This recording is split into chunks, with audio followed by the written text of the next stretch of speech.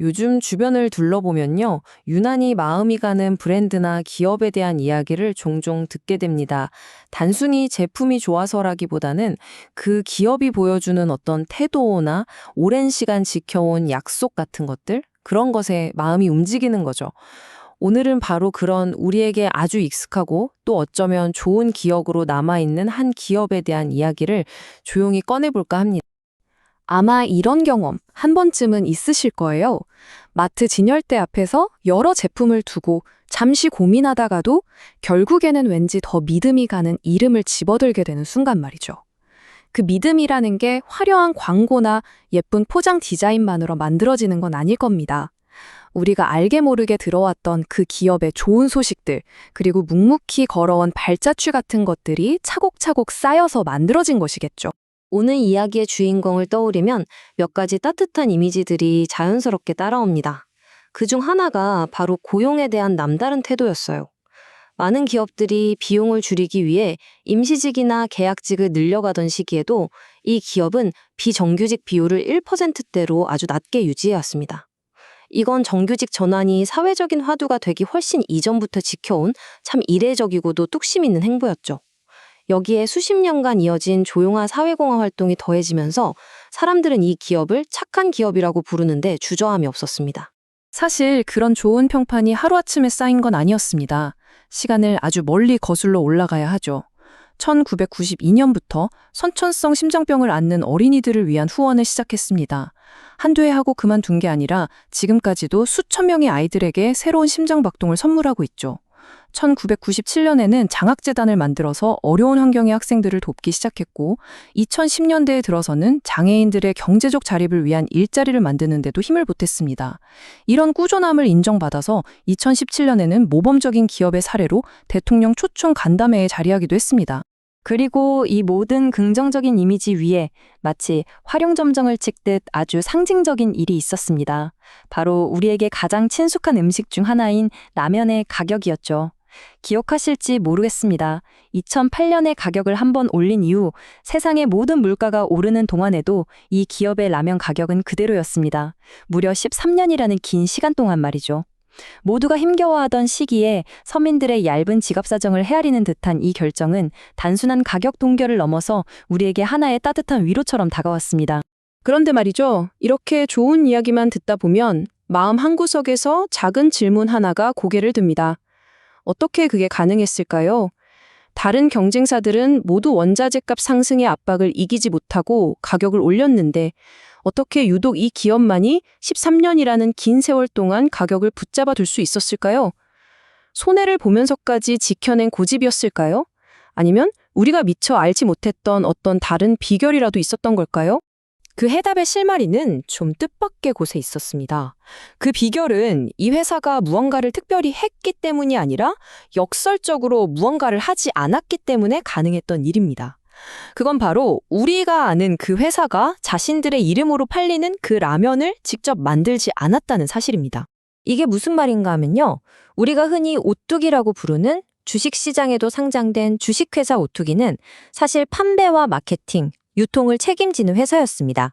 그리고 실제 라면을 만들고 포장하는 공장은 우뚜기라면 주식회사라는 이름을 가진 완전히 별개의 회사였던 거죠. 이 회사는 주식시장에 상장되지 않았고 회장 일가가 지분의 대부분을 소유한 사실상 개인 회사에 가까웠습니다. 자, 그러니까 그림이 이렇게 그려지는 겁니다. 회장 일가가 소유한 공장에서 라면을 만들면 우리가 아는 오뚜기가 그 라면을 전부 사들여서 우리에게 판매하는 구조였던 거죠. 이 구조에서 정말 흥미로운 지점은 바로 이 오뚜기 라면 주식회사의 매출 구성입니다. 여기 보시면 이 회사가 벌어들이는 돈의 99.3%가 주식회사 오뚜기와의 거래에서 나옵니다. 다른 곳에는 거의 팔지 않고 오직 오뚜기라는 단 한 곳에만 납품해서 회사가 운영된다는 뜻이죠. 경제용어로는 이런 거래를 내부 거래라고 부릅니다. 보통 가족이나 계열사처럼 특수 관계에 있는 회사들끼리 일감을 주고받는 걸 말하는데요. 그 비중이 이렇게 압도적으로 높을 때 우리는 종종 일감 몰아주기라는 표현을 쓰기도 합니다. 이 개념을 조금 더 쉽게 비유해 볼까요? 아주 장사가 잘 되는 유명한 식당이 있다고 한번 상상해 보죠. 그런데 이 식당에는 특별한 규칙이 하나 있습니다. 식당에서 쓰는 모든 채소는 반드시 식당 주인의 아버지가 운영하는 개인 농장에서만 사와야 한다는 겁니다. 가격도 외부 시장 시세와는 상관없이 아버지와 아들이 서로 정합니다. 자, 이렇게 되면 어떤 일이 벌어질까요? 식당의 매출이 얼마나 오르내리든 상관없이 아버지의 농장은 언제나 안정적인 수익을 보장받게 됩니다. 그리고 그 이익은 고스란히 아버지 개인의 몫으로 돌아가게 되는 것이죠. 그리고 바로 이 구조가 라면 가격을 13년간 동결할 수 있었던 비밀의 열쇠였습니다. 제조를 담당하는 비상장 자회사의 이익을 조절해서 판매를 담당하는 모회사의 가격 부담을 덜어줄 수 있었던 것이죠. 하지만 이야기는 여기서 끝나지 않습니다. 이 독특한 거래 구조는 단순히 라면 가격의 비밀을 넘어 훨씬 더 중요하고 개인적인 문제, 바로 한 가족의 중대사와 깊숙이 연결되어 있었습니다. 1,500억 원. 이 숫자는 현재 함영준 회장이 선대 회장으로부터 기업을 물려받으면서 국가에 내야 했던 상속세 총액입니다. 평생 만져보기도 힘든 이 거대한 금액을 그것도 현금으로 마련해야 한다는 건 아무리 대기업 총수라 할지라도 결코 간단한 문제는 아니었을 겁니다. 바로 이 막대한 현금을 마련하는 과정에서 우리는 앞서 보았던 그 익숙한 구조를 다시 한번 마주하게 됩니다. 과정은 이렇습니다. 먼저 오너 일가가 개인 소유의 회사를 만듭니다. 오뚜기의 광고를 도맡아 하던 에드리치라는 회사가 대표적인 예죠. 다음으로 주력 회사인 오뚜기는 이 개인 회사에 수천억 원대의 광고 일감을 꾸준히 몰아주면서 회사를 키웁니다.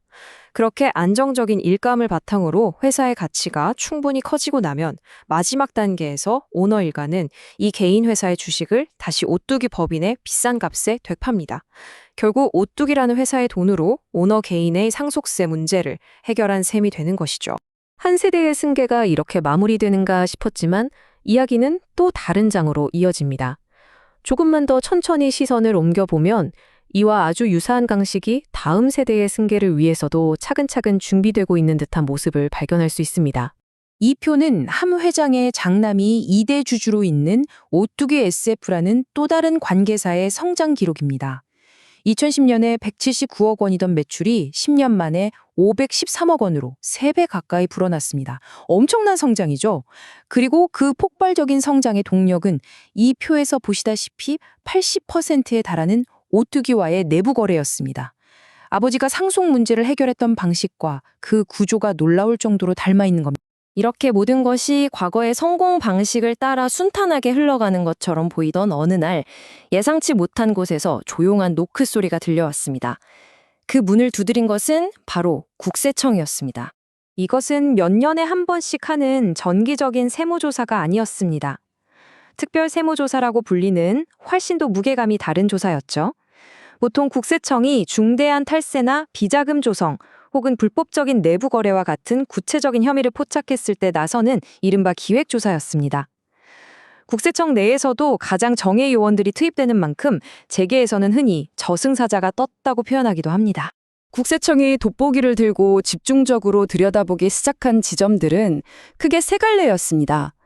첫째는 앞서 우리가 살펴본 것처럼 오너 일가와 관련된 회사에 부당하게 이익을 몰아준 정황이 있는지, 둘째는 오너 일가가 개인적으로 소유한 땅을 개발하는 과정에 혹시 회사 자금이 흘러들어간 것은 아닌지, 그리고 마지막은 협력업체의 물품 대금을 실제보다 부풀려 지급한 뒤 일부를 되돌려받는 방식의 비자금 조성이 있었는지 하는 의혹들이었습니다.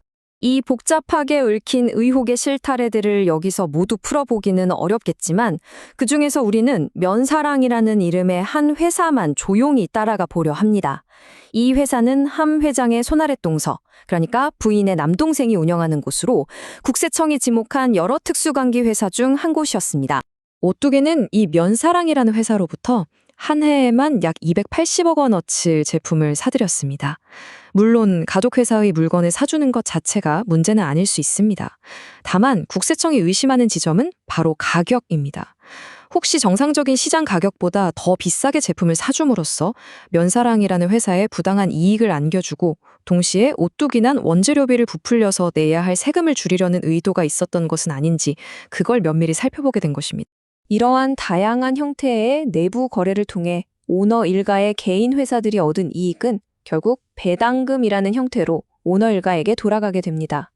문제는 이러한 내부 구조가 점점 더 공고해지는 동안 정작 오뚜기라는 기업 자체의 성장 엔진은 조금씩 식어가고 있었다는 점입니다. 바로 그 시기 전 세계는 K푸드 열풍에 휩싸여 있었습니다. 경쟁사인 농심이나 삼양은 이 기회를 놓치지 않고 해외 시장을 적극적으로 공략해서 전체 매출에서 해외 비중을 40%에서 많게는 80% 수준까지 끌어올리며 눈부신 성장을 거듭했죠. 하지만 오뚜기의 해외 매출 비중은 여전히 10% 남짓에 머물러 있었습니다. 회사의 바깥 성장은 정체되고 있는데 내부에서는 안정적인 구조를 통해 오너 일가의 부가 꾸준히 늘어나는 상황이 펼쳐지고 있었던 겁니다. 다시 처음으로 돌아와 봅니다.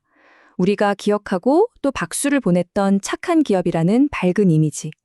그리고 그 이면에서 오랜 시간 작동해온 조금은 다른 모습의 내부 구조. 어쩌면 이 둘은 동전의 양면처럼 딱 붙어 있으면서도 우리에게 전혀 다른 두 개의 이야기를 들려주고 있었던 것일지도 모릅니다. 우리는 착한 기업에 대한 이야기로 이 시간을 시작했습니다. 꾸준한 사회공헌, 안정된 일자리, 서민을 위한 가격 동결. 이 모든 건 분명 가치 있고 박수받을 만한 일들입니다. 하지만 오늘 우리가 함께 살펴본 이면의 이야기들은 우리에게 또 다른 질문을 던지게 합니다. 진정으로 한 기업이 착하다는 것은 무엇을 의미하는 걸까요?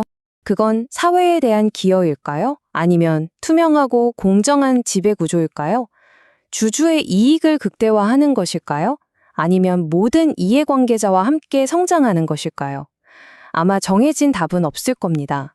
다만 이 모든 복잡한 이야기를 알고 난 뒤 다음에 우리가 마트의 진열대 앞에 섰을 때 손에 드는 그 익숙한 제품이 이전과는 조금은 다르게 보일지도 모릅니다. 그리고 어쩌면 그것이 우리가 한 번쯤 생각해 볼 만한 질문의 진짜 시작이 아닐까 싶습니다.